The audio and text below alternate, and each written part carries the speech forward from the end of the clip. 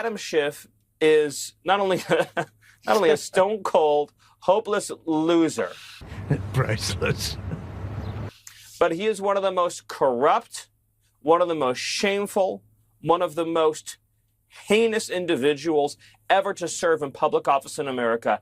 And everything he's devoted his life to has been debunked, discredited, and discarded. He literally represents the face of failure. It's funny because it's true.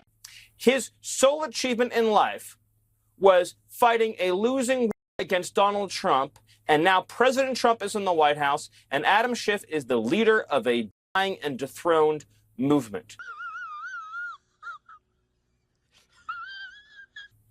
It really is amazing. Think about what the Democrat Party is fighting against. Good question, Aguado.